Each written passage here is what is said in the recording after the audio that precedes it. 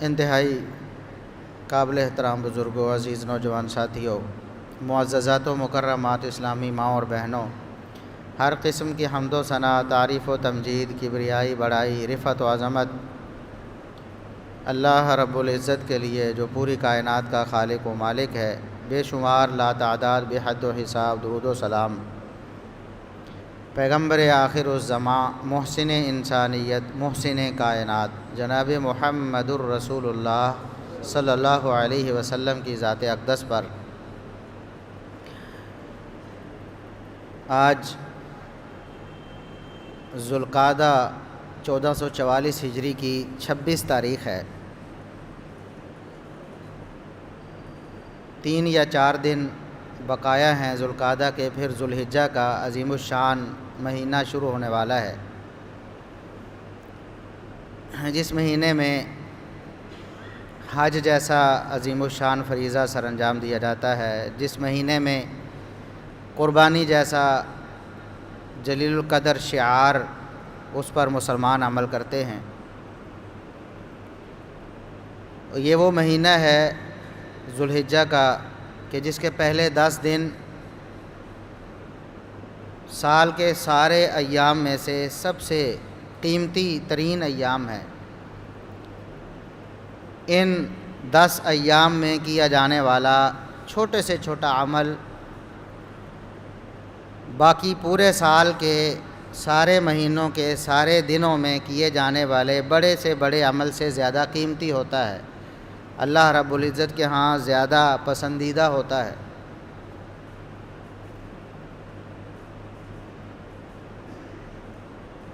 اور اس مہینے میں کیے جانے والے اکثر اعمال کا تعلق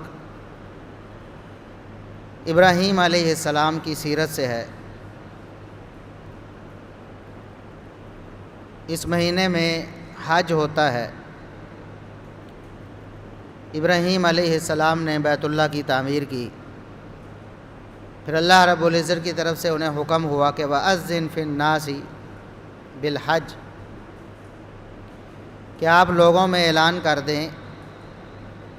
کہ اب سے بیت اللہ جو گھر بنایا ہے اللہ رب العزت کا، اس کا حج کیا جائے گا۔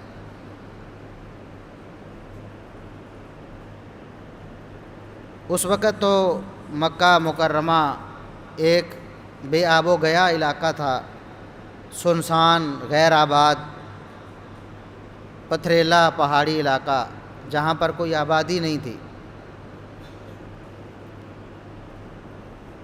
ابراہیم علیہ السلام نے اپنی زوجہ محترمہ کو وہاں چھوڑا اپنے بچے سمیت۔ اسماعیل علیہ السلام اس وقت بالکل اپنی ماں کی گود میں کھیل رہے تھے۔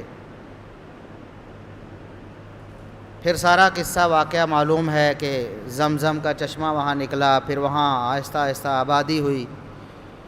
اور اللہ رب العزت کا وہ وعدہ پورا ہوا جو ابراہیم علیہ السلام سے اللہ رب العزت نے فرمایا تھا کہ آپ اپنے بیٹے اسماعیل علیہ السلام کے ساتھ اس گھر کی تعمیر کریں، لوگوں میں اعلان کر دیں کہ اس گھر کا حج کریں۔ دنیا کے خطے، ہر خطے سے، کونے کونے سے لوگ اپنی اپنی استطاعت کے مطابق، اپنی اپنی قوت اور برداشت کے مطابق سواریوں پر سوار ہو کر، کوئی بہترین لگژری سواری پر آ رہا ہوگا، کوئی کمزور ترین لاگر سواری پر آ رہا ہوگا، لیکن دنیا کے کونے کونے سے لوگ یہاں پہنچیں گے۔ پھر قربانی جیسا عظیم شعار جو اس مہینے میں 10 تاریخ کو، 10 ذوالحجہ کو، عید الاضحیٰ کے موقع پہ ادا کیا جاتا ہے، یہ بھی ابراہیم علیہ السلام کی سنت ہے، ابراہیم علیہ السلام کا طریقہ ہے۔ اس کا آغاز بھی ابراہیم علیہ السلام کی قربانی سے ہوا، جو کہ حقیقت میں ان کے بیٹے کی قربانی تھی۔ تو اللہ رب العزت نے فرمایا قرآن کریم میں وَاتْلُ عَلَيْهِمْ نَبَأَ إِبْرَاهِيمَ، اے میرے پیارے نبی، آپ اپنی امت کو ابراہیم علیہ السلام کا قصہ سنائیں، ابراہیم علیہ السلام کا واقعہ سنائیں، ابراہیم علیہ السلام کی سیرت ان کو بتائیں۔ ہمارے نزدیک آج ابراہیم علیہ السلام کی سیرت اور آپ کی زندگی کا جو واقعہ ہے اس کا تعلق صرف کھانے پینے سے سامنے آتا ہے کہ ہم 10 ذوالحجہ کو قربانی کرتے ہیں۔ تو ابراہیم علیہ السلام کا قصہ یہ ہے کہ انہوں نے اپنے بیٹے کی قربانی دینا چاہی تو وہ ایک مینڈھا قربان ہو گیا۔ اس کے بعد سے پھر ہمارے لیے ایک طریقہ مقرر ہو گیا، ہم 10 ذوالحجہ کو عید الاضحیٰ کے موقع پر جانور قربان کرتے ہیں اور بوٹیاں اور گوشت کھاتے ہیں۔ ہمارے لیے تو یہی واقعہ ہے ابراہیم علیہ السلام کا۔ لیکن اللہ رب العزت نے جب اپنے نبی صلی اللہ علیہ وسلم کو فرمایا کہ اے نبی آپ اپنی قوم کو، اپنی امت کو ابراہیم علیہ السلام کا واقعہ سنائیں، تو وہ واقعہ کیا تھا جو قرآن نے بیان کیا ہے کہ اے نبی یہ واقعہ انہیں سنائیں اپنی امت کو، اذ قال لأبیہ وقومہ ما تعبدون۔ یہ واقعہ اس عبادت سے، اس عقیدے سے تعلق رکھتا ہے کہ جس پر عمل پیرا ہونا بہت مشکل ہے۔ کانٹوں کے راستے پہ چلنا ہے، بھیڑوں کے چھتے میں ہاتھ ڈالنا ہے۔ محمد الرسول اللہ صلی اللہ علیہ وسلم کے دور سے لے کر آج تک یہی صورتحال ہے کہ یہ جو دعوت ہے، جس قصے اور واقعے کا ذکر اللہ رب العزت نے اپنے نبی صلی اللہ علیہ وسلم کو فرمایا کہ اپنی امت کو کریں، اپنی امت کو ابراہیم کا قصہ سنائیں۔ ابراہیم علیہ السلام کی سیرت کے اس گوشے پر عمل کرنا سب سے مشکل ترین۔ تو یہ جو دن شروع ہونے والے ہیں ابراہیم علیہ السلام کی سنت، آپ کی سیرت، آپ کی حیات مبارکہ سے تعلق رکھنے والے ہیں،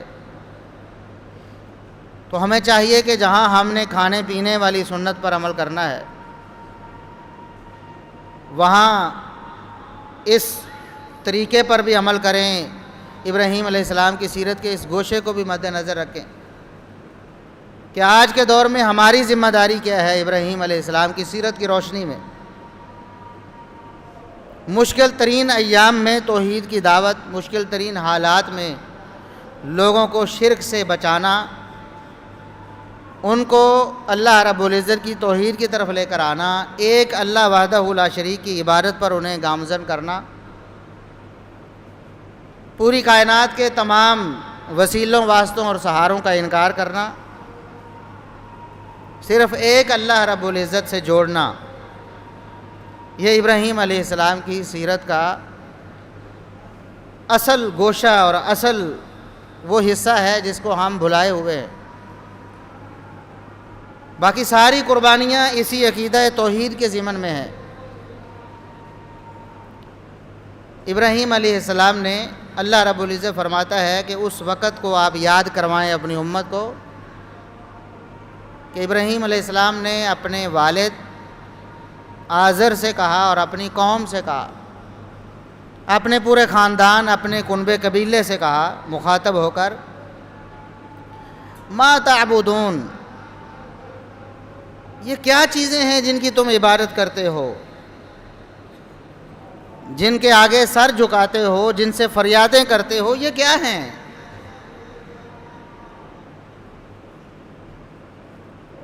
دعوت فکر، سوال کرنا ان کو جھنجھوڑنے کے لیے جو شرک کی راہ پہ گامزن ہے، ابراہیم علیہ السلام کا طریقہ ہے۔ سوال کیا، ما تعبدون، بتاؤ کہ کن کی عبادت کرتے ہو، یہ کیا چیزیں ہیں جن کی عبادت کر رہے ہو؟ قالوا نعبد اصناما فنظل لها عاکفین، نے کہا کہ یہ مورتیاں بنائی ہوئی ہیں ہم نے،